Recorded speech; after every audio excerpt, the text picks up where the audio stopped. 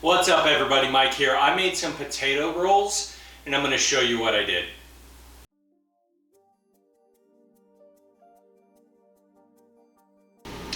This is what I'm going to use to make my potato rolls.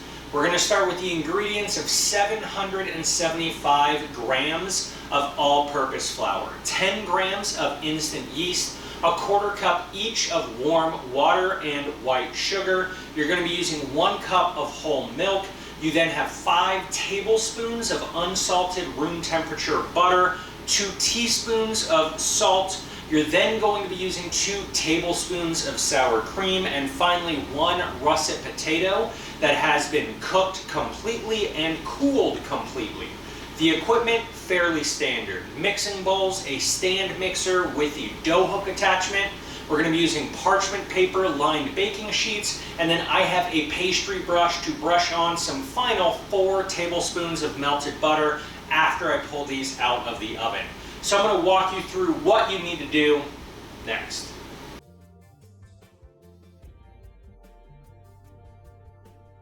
So the first thing that you are needing to do is get your yeast blooming onto your warm water. And just go ahead and get this set aside for a few minutes while you are bringing everything else together. And that is super simple. I'm going to start by dumping basically everything except my flour into my mixing bowl of my stand mixer. I'm also going to hold out my egg because I want to add that in with my yeast.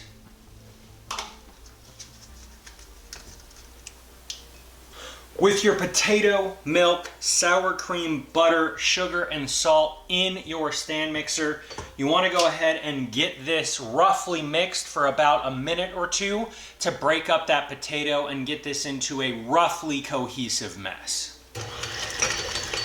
Once your potato and milk mixture has come together, you want to go ahead and add in the rest of your liquids, which is going to be the yeast and water, as well as your beaten egg, and go ahead and mix this for about another minute.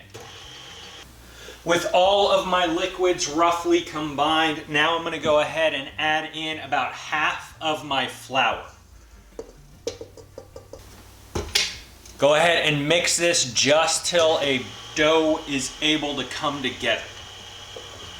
Once your dough is just starting to come together like this, you want to go ahead and slowly incorporate more of your flour until it starts to pull away from the sides.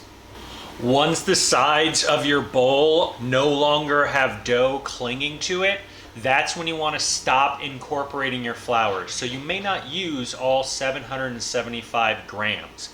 But once this has come together into this consistency, you want to go ahead and continue to knead it on high speed for about 5 minutes or so that the gluten can develop. Once you are done kneading your dough, go ahead and toss it into a oiled bowl so that it can go ahead and proof and you don't have to worry about it sticking to the bowl. Form it into a nice little ball and then just toss it in your oil. Roll it around so that it is nicely coated. And now I'm going to let this proof and double in size, and it's going to take about an hour, maybe a little more, maybe a little less. And then I'm going to shape it into my rolls, and you're going to see that step next. My dough has doubled in size, as you can see, so I've started preheating my oven to 400 degrees. You can portion this however you would like.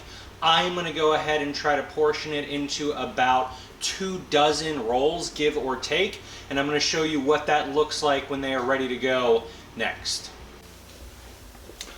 Now, in case you were wondering how I actually form my rolls, is I take each of my portions and I flatten it out into a disc.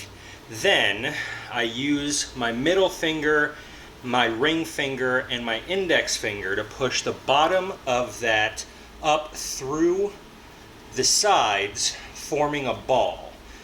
Then I just put it down on a counter, roll it, and it'll go right onto my baking sheet.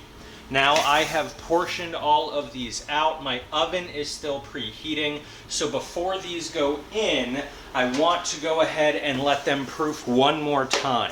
So cover them with a baking sheet and let them proof for 15 to 20 minutes until they have roughly doubled in size again, and then throw them into your preheated oven. I'm going to show you what you're going to do when you pull them out of the oven and what you're looking for next. After about 12 minutes in the oven, you are going to pull your rolls when they have this beautiful golden brown color on top, and you want to go ahead and brush them with your melted butter.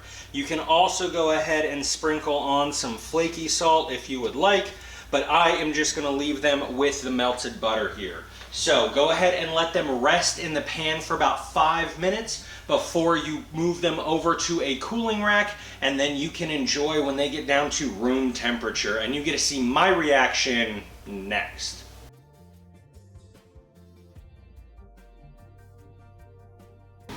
And that's how you make the potato rolls. I really hope you make them. If you do, let me know your thoughts down below, but for right now, just look at my face.